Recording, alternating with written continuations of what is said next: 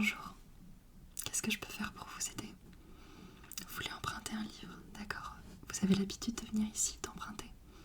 Non, c'est la première fois. D'accord, donc on va faire une carte ensemble. Une carte d'adhérente à la bibliothèque pour que vous puissiez emprunter et rendre les livres dès que vous le souhaitez. D'accord? Très bien, alors, une minute.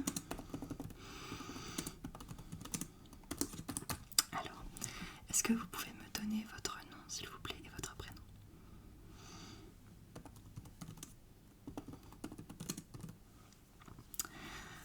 Votre date de naissance?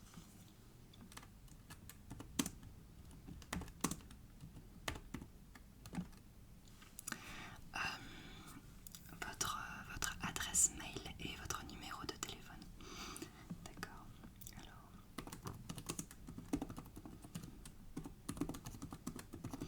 Votre numéro, oui. Oui. Oui. Oui. Et. D'accord. Et enfin, votre adresse, s'il vous plaît.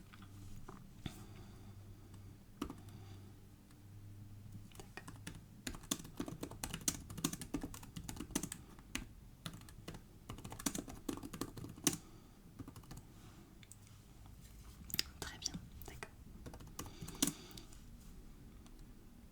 Est-ce que vous souhaitez recevoir les mails de la bibliothèque pour connaître les nouvelles arrivées de livres, pour recevoir des questionnaires par exemple, pour améliorer la qualité de l'expérience des lecteurs et lectrices qui viennent, ou est-ce que vous préférez ne rien recevoir sur votre boîte mail? D'accord, c'est noté. Très bien, donc la carte est faite et maintenant donc vous pourrez l'utiliser à chaque fois que vous venez ici pour emprunter les livres, pour les rendre, pour imprimer des documents, scanner, etc. Et si vous avez des problèmes avec les imprimantes, vous pouvez tout à fait me demander ou demander à mes collègues qui seront disponibles pour vous venir en aide. Très bien, alors dites-moi, est-ce que vous avez besoin de quelques conseils pour choisir votre livre, vos livres peut-être? Ou est-ce que vous avez une idée déjà très précise de ce que vous voulez, un auteur, une autrice en particulier? Ah d'accord, je vois. Donc ça fait un petit moment que vous n'avez pas lu et vous voudriez essayer de vous remettre à la lecture, mais en douceur. J'imagine qu'on évite les grands classiques, peut-être trop complexes ou peut-être pas assez détendants pour des premières lectures ou relectures, pour reprendre la lecture. D'accord, alors ce que je peux vous conseiller déjà, c'est de plutôt choisir un roman. C'est vrai que déjà on a beaucoup plus de romans que de recueils de poésie ou que de pièces de théâtre, mais c'est surtout que quand on reprend la lecture, c'est vrai que c'est bien de regoûter au plaisir de la fiction, de l'histoire, de l'intrigue dans laquelle on se replonge, et de ne pas buter sur des formes qui nous sont peut-être moins familières. Oui, alors je vais déjà vous proposer quelques romans. On va voir ensemble, et puis si jamais cela vous ne convient pas, ou si jamais vous êtes curieuse, je pourrais éventuellement vous proposer quelques BD qui viennent d'arriver dans nos rayons et qui sont un peu entre le roman et la BD, donc c'est pas mal pour reprendre la lecture, parce qu'on y trouve à la fois l'intrigue d'un bon gros roman et à la fois les images, la dynamique d'une BD, donc c'est vrai que ça peut être un entre-deux agréable pour commencer doucement et apprécier de nouveau, ou apprécier pour la première fois la lecture. Oui, alors on regarde d'abord pour les romans. Alors, qu'est-ce que je vais pouvoir vous proposer? Alors c'est vrai que j'ai tout de suite pensé à... Alors attendez, je vois s'il est là. Alors, j'ai tout de suite pensé à un roman, un petit roman qui s'appelle Les délices de Tokyo de Ryan Sukegawa. Je ne sais pas si je prononce correctement le nom de l'auteur. Donc il a eu le prix des lecteurs du livre de poche en 2017. C'est vrai que c'est pas mal. Déjà, bon, la couverture est très jolie, regardez.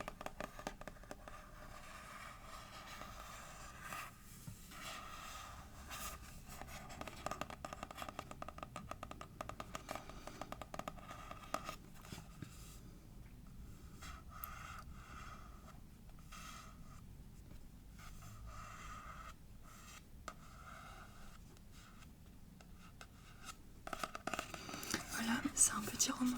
Donc, la lecture est plaisante, facile. À la fois, c'est une vraie belle histoire et on ne bute pas dessus. Et le roman n'est pas très long. Moi, c'est vrai que quand j'ai des périodes où j'ai du mal à lire, j'aime bien lire des petits livres parce que c'est encourageant. C'est encourageant et ce n'est pas lassant. Alors, je vous propose de vous lire la 4e de couverture pour vous faire une idée de l'histoire. Alors, je vous rappelle, ça s'appelle Les délices de Tokyo. Alors, écoutez la voix des haricots. Tel est le secret de Toku, une vieille dame aux doigts mystérieusement déformés, pour réussir le han, la pâte de haricots rouges qui accompagne les dorayaki des pâtisseries japonaises. Santaro, qui a accepté d'embaucher Toku dans son échoppe, voit sa clientèle doubler du jour au lendemain, conquise par ses talents de pâtissière. Mais la vieille dame cache un secret moins avouable et disparaît comme elle était apparue, laissant Santaro interpréter à sa façon la leçon qu'elle lui a fait partager. Magnifiquement adapté à l'écran par la cinéaste Naomi Kawase, primée à Cannes, je ne sais pas si vous en aviez entendu parler, le roman de Dorian Sukegawa est une ode à la cuisine et à la vie. Poignant, poétique, sensuel, un régal. Donc c'est vrai que c'est pas mal parce que on plonge dans un univers qui n'est pas forcément familier. On se laisse vraiment absorber par la fiction.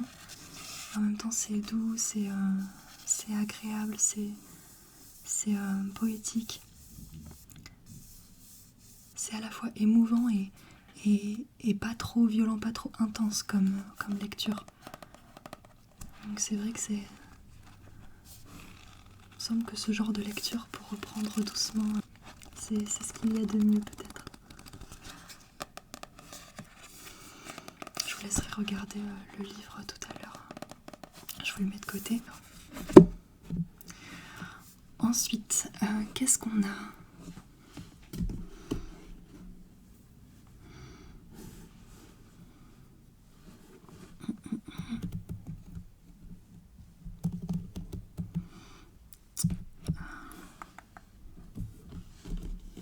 Pourquoi pas ce livre que j'avais vraiment beaucoup aimé quand j'avais peut-être 16 ans. C'est ma mère qui me l'avait, je me souviens, conseillé, qui avait également adoré. Ça s'appelle L'élégance du hérisson de Muriel Barbery. C'est vraiment un de mes meilleurs souvenirs de lecture.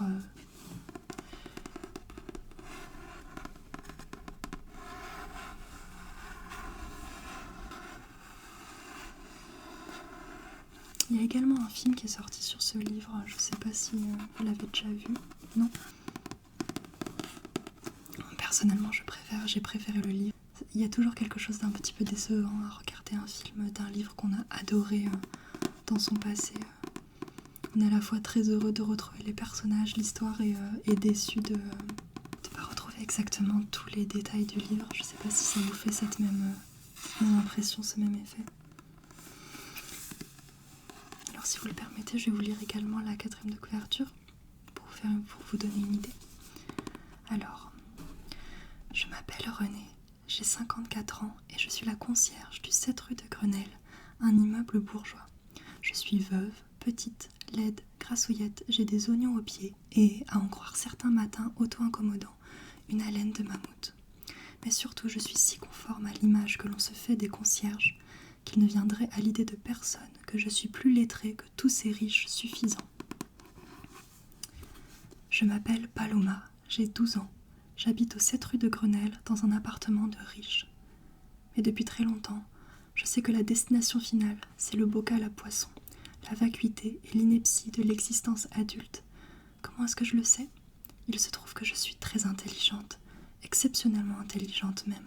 C'est pour ça que j'ai pris ma décision. À la fin de cette année scolaire, le jour de mes 13 ans, je me suiciderai. Alors, il faut vraiment pas prendre ce roman comme quelque chose de très dramatique, en appréhendant une histoire tragique. En réalité, bon, c'est vrai qu'il y a beaucoup d'humour noir, mais ça reste énormément d'ironie. Donc c'est vrai que quand on se prend à la lecture, ça devient passionnant. On a l'impression d'être en connivence avec l'autrice et avec ses personnages, avec les personnages du roman.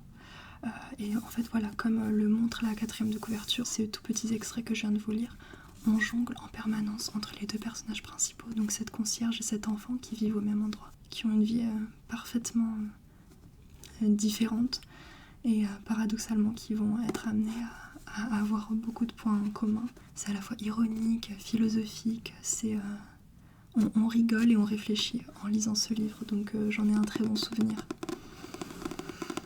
L'élégance des hérissons.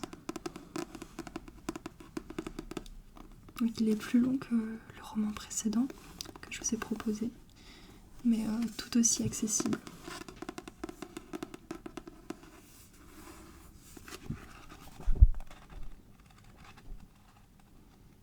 Ce que j'aime bien dans cette édition, c'est que c'est un détail, mais on change de police à chaque fois qu'on change de personnage. C'est comme si chaque personnage avait sa place qui lui revenait entre les pages. Voilà, j'arrête avec celui-ci, mais moi je vous le conseille. Parce que ça...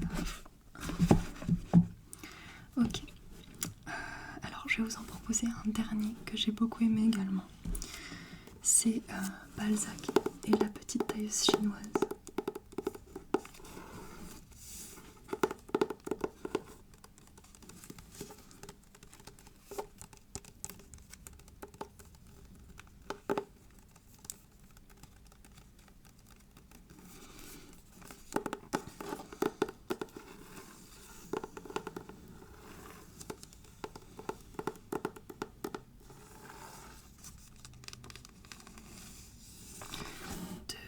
Dai Sijie, je sais pas si je prononce correctement les noms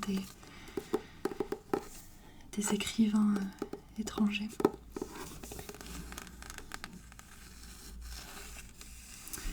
Alors, sur cette édition, sur la 4e de couverture, on trouve un avis de Bertrand de Saint-Vincent du Figaro Magazine qui écrit une grâce souriante, presque magique, habite le récit, largement autobiographique, de Monsieur Dai Sijie. C'est un régal d'humour courtois. On ne s'appesantit jamais sur rien, les images volent comme des feuilles, les larmes fondent dans le rire. L'amitié y est exaltée, aussi chaudement que dans Les Trois Mousquetaires. Balzac sauve le monde et perd les filles. Si vous n'avez qu'un seul roman à lire, choisissez celui-là. Il en vaut 100. Peut-être que cet avis vous donnera encore plus envie. Et sinon, ça dit pas grand-chose de ce livre, c'est davantage l'impression de l'effet que ça a fait sur un lecteur chevronné. Je vais peut-être vous donner quand même le contexte du roman et son synopsis. Donc ça se passe dans le début des années 70, dans la Chine de Mao, donc en pleine révolution culturelle. Et en fait, les deux personnages principaux sont deux lycéens, deux amis de longue date depuis l'enfance, et fils de ce qu'on considérait des ennemis du peuple. L'un des pères est dentiste, l'autre est médecin. Et donc, ces deux lycéens, du fait de la situation de leur famille, sont envoyés, comme ça se faisait à cette époque en Chine, en camp de rééducation, dans des montagnes reculées dans la province de Sichuan. Dans un village voisin, ils vont rencontrer et faire la connaissance d'une jeune couturière, qui est en fait la petite fille du plus vieux tailleur de la région. Et voilà, c'est leur histoire. Et pour le moment, le titre est un petit peu mystérieux. Mais si ça vous donne envie de le lire, je ne vous en dis pas plus. Et vous pourrez revenir à la bibliothèque pour me dire ce que vous en avez pensé.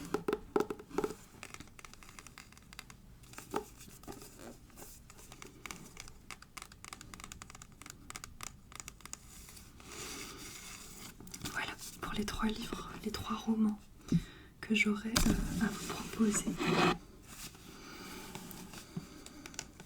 Ce qu'on peut faire, c'est que je vous les mets de côté, je vous les laisse de côté. De toute façon, vous avez tout le temps que vous voulez ici.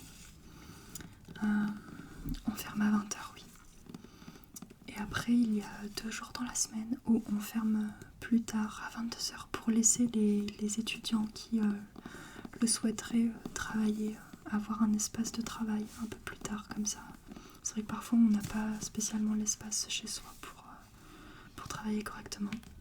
Donc voilà, c'est le mardi ou le jeudi, vous pouvez rester jusqu'à 22 h. Donc vous avez la marge. Attends, il était à l'envers. Et donc voilà, je peux vous les laisser et puis vous aurez tout le temps de les feuilleter ou même de les lire ici si le cœur vous en dit. Je vous les mets là. Hop. Alors,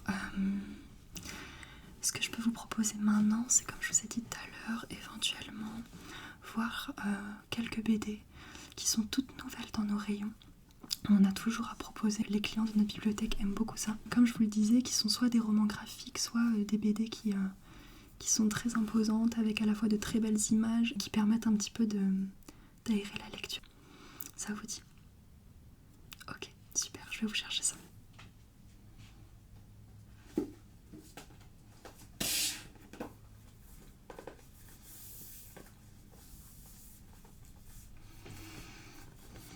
Alors,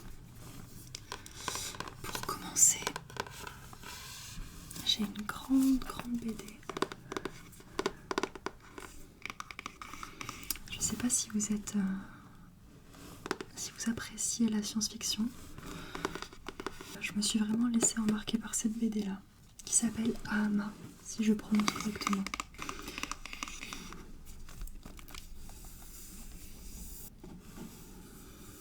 Je trouve la couverture magnifique.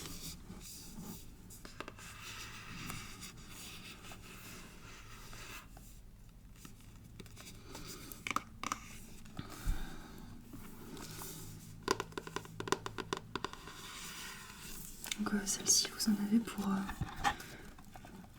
de longues heures de lecture. Elle est très imposante.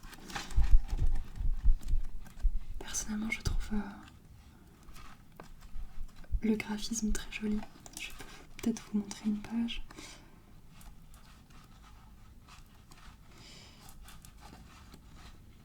J'en cherche une qui est représentative. C'est des couleurs plutôt sombres. Et une BD voilà très visuelle. Plutôt sombre mais à la fois pastel, vous voyez.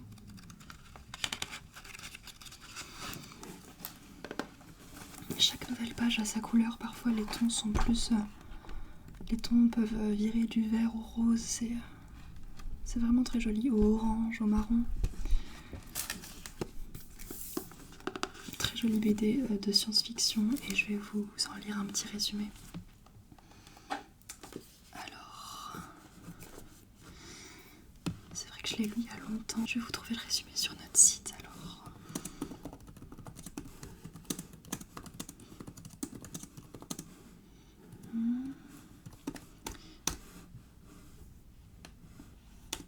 Voilà. Dans un futur lointain, Verloc Nim se réveille amnésique au milieu de nulle part.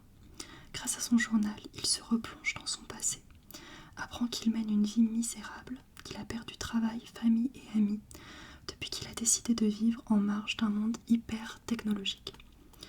Jusqu'à ce que son frère Conrad l'emmène sur une autre planète pour récupérer une mystérieuse substance. C'est justement cette substance qui s'appelle l'Ahama qui donne son nom au livre. Voilà, l'auteur c'est Frédéric Peters. Et cette BD a remporté le prix de la série Festival international de la bande dessinée à Angoulême en 2013. Moi, je l'ai découverte à l'époque et je suis très contente qu'on puisse désormais la voir dans nos rayons.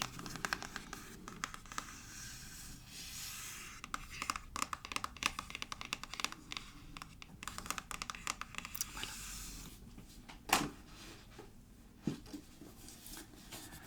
Toujours en termes de grosses BD, mais dans un style totalement différent.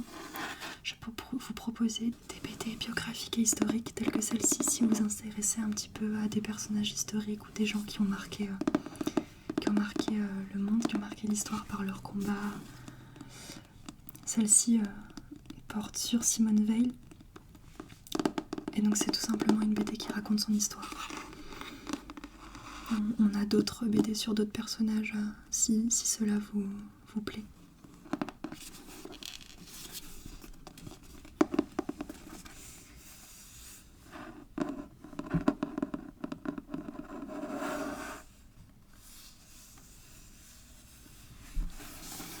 Alors on est tout à fait dans un autre style au niveau du graphique parce que c'est monocouleur en fait. C'est des pages uniquement bleu-noir ou jaune-noir. Ou voire grise, comme je viens de constater.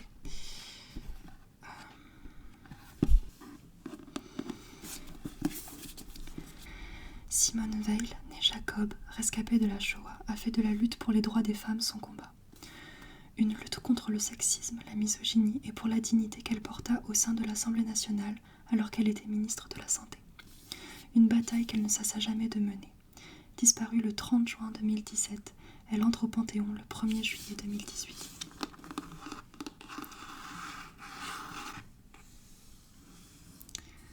Et j'y pense, mais si vous êtes intéressé par les histoires féministes ou les livres qui traitent des questions féministes, j'ai d'autres BD à vous proposer sur ce genre de thème qui sont plus des BD biographiques historiques, mais qui sont tout simplement des histoires ou des BD qui mettent en scène des anecdotes qui portent justement sur ces questions-là, sur des questions idéologiques.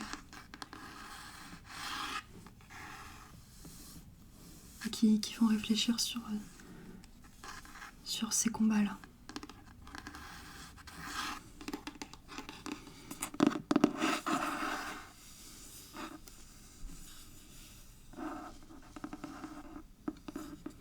Voilà, je vous la mets de côté et je vous présente les deux BD de fait auxquelles je pensais en ce qui concerne les BD féministes.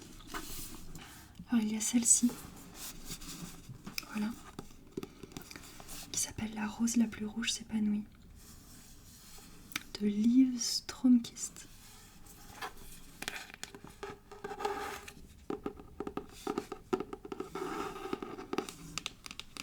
Encore une fois, une très belle couverture.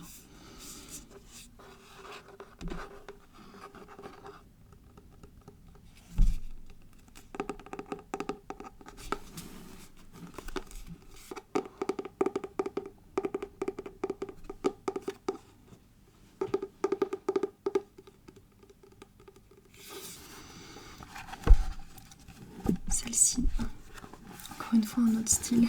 Je vous propose toute la multiplicité de styles qu'on a dans nos BD, uniquement en noir et blanc,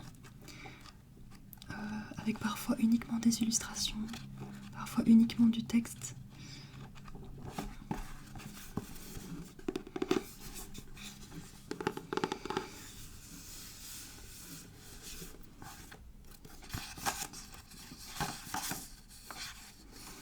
C'est une BD suédoise à l'origine.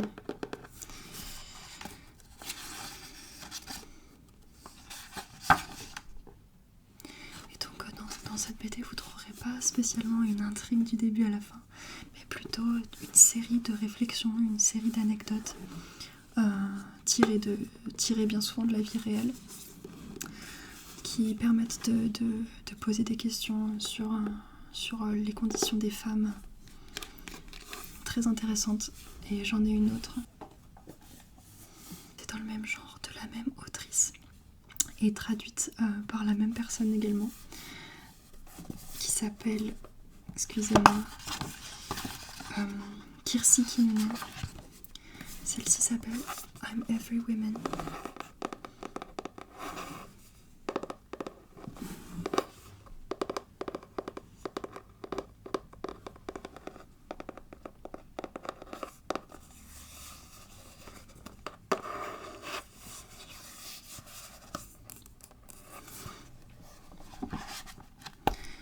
Là, on est sur le même principe de BD, mais cette fois avec des pages qui alternent entre noir et blanc et en couleur. Parce que c'était le cas aussi ici. L'autre était quasiment uniquement en noir et blanche.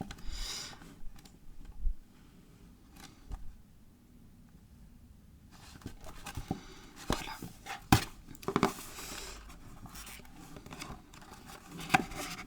Le genre de choses, le genre de dessin que vous pouvez retrouver à l'intérieur. Voilà, je pourrais vous en proposer encore beaucoup.